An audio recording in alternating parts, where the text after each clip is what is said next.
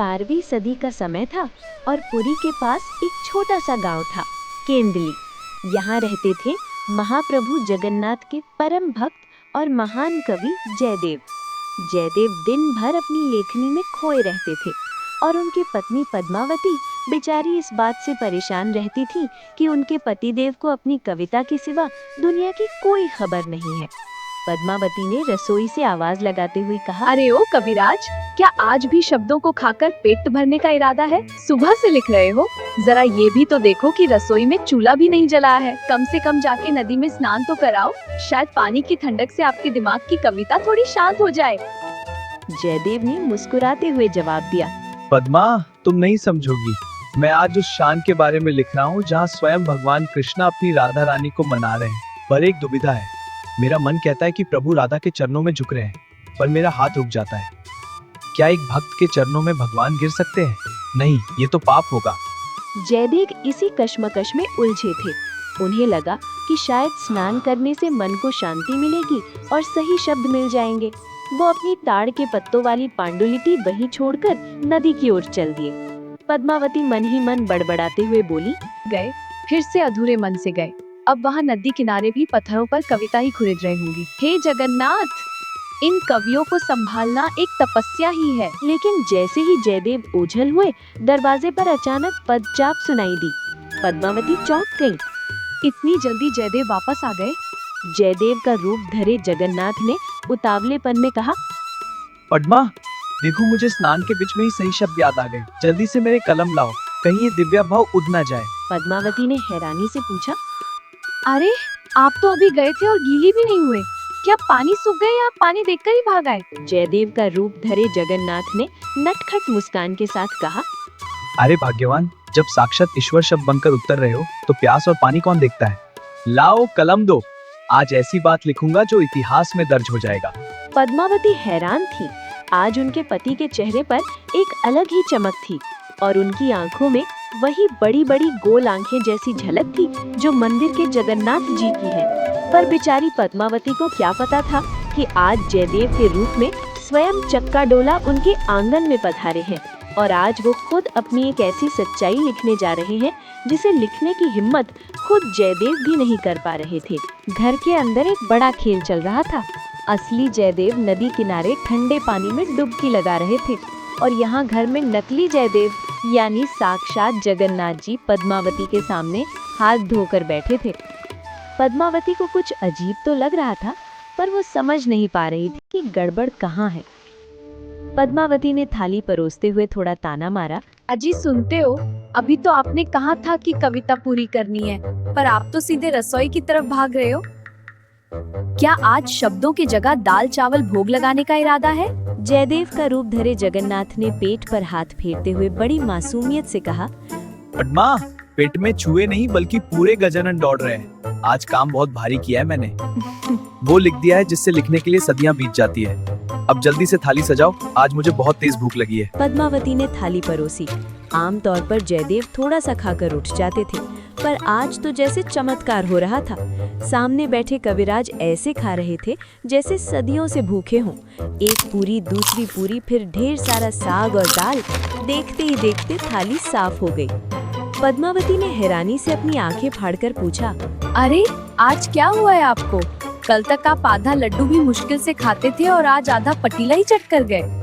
कहीं रास्ते में किसी पहलवान ने आपके अंदर अपनी आत्मा तो नहीं डाल दी? जयदेव का रूप धरे जगन्नाथ ने एक जोरदार ठहाका मारकर हंसते हुए जवाब दिया, पद्मा, आज तृप्ति मिली है। जब भक्त और भगवान का मेल होता है तो भूख भी दुगनी हो जाती है। अब मेरा मन भर गया है और पेट भी। अब मैं जरा विश्राम करूंगा। देखो मेरी पांडुली कोई हाथ न लगाए, आज उसमें शक्ष सत्य उतरा है। जगन्नाथ जी मुस्कुराए और जयदेव के कमरे में जाकर लेट गए। कुछ ही देर में वो वहां से अंतर्ध्यान हो गए। इधर पद्मावती बर्तन समेट ही रही थी कि दरवाजे पर फिर से आहट हुई। सामने खड़े थे असली जयदेव। उनके हाथ में कमंडल था और बालों से पानी टपक रहा था। पद्मावती ने गुस्से में बर्तन पटकते हुए कहा, लो, अब ये तीसरा रूप क्या है? अभी तो आप अंदर जाकर सोई थी, फिर बाहर कैसे आ गए? और क्या फिर से भूख लग गई? माफ कीजिएगा महाराज, रसोई बंद हो चुकी है। जयदेव ने पूरी तरह हैरान होकर पूछा, क्या कह रही हो? मैं तो अभी स्नान करके लौटा हूँ, घर के अंदर कब गया? और भोजन? मैंने तो कल रात से अन्ना का दाना नहीं चखा है। तुम किस दुनिया में हो? क्या? पद्मावती का माथा ठनका। उन्होंने कमरे की ओर इशारा किया, पर अंदर कोई नहीं था। फिर उनकी नजर उस ताड़ के पत्ते पर पड़ी जहां जयदेव अपनी कविता अधूरी छोड़ गए थे। जयदेव ने कांपते हाथों से वो पत्ता उठाया और जो देखा उसे देखकर उनके पैरों तले जमीन खिसक गई। जयदेव के हाथ कांप रहे थे। उन्होंने उस ताड़ के पत्ते को उठाया जिसे वो अधूरा छोड़ गए थे। उनकी आंखों के सामने वो शब्द चमक रहे थे जिन्हें लिखने की हिम्मत उन्होंने खुद नहीं जुटाई थी। पन्ने पर जयदेव की ही लिखावट में एक नई पंक्ति जुड़ी थी, देह पद पल्लवम मुदारम, यानी हे राधे, अपने कोमल चरण मेरे मस्तक पर रख दो। जयदेव की आंखों से आंसू बहने लगे। उन्होंने गदगद कंठ से कहा, पद्मा, ये मैंने नहीं लिखा। मैं तो भगवान के आत्मा सम्मान को बचाने के लिए खुद को रोक रहा था, पर देखो साक्षात महाप्रभु ने आकर ये साबित कर दिया कि प्रेम में भगवान छोटे और भक्त बड़े हो जाते हैं। धान्या है ये घर जहां आज खुद जगन्नाथ जी आकर लिख गए। पद्मावती अभी भी उलझन में थी। उन्होंने अचरज से पूछा, तो क्या जो अभी अभी भरपेट भोजन करके अंदर सोने गए थे वो आप नहीं थे? वो साक्षात जगत के स्वामी थे?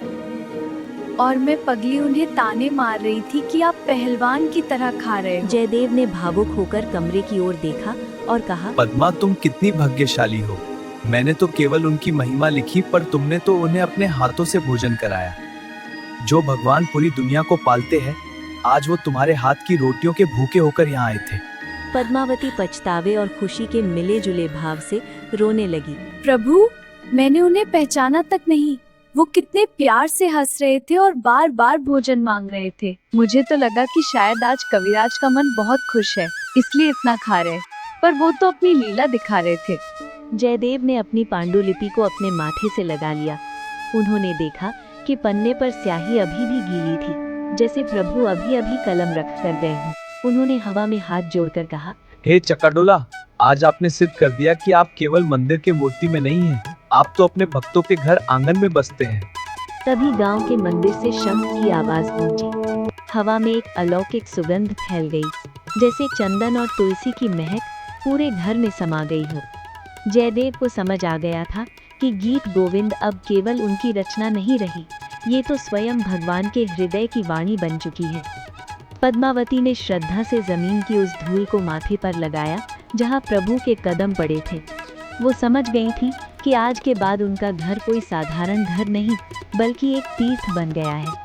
जयदेव ने फिर से अपनी कलम उठाई, पर इस बार उनके मन में कोई डर नहीं था, केवल एक गहरा विश्वास था।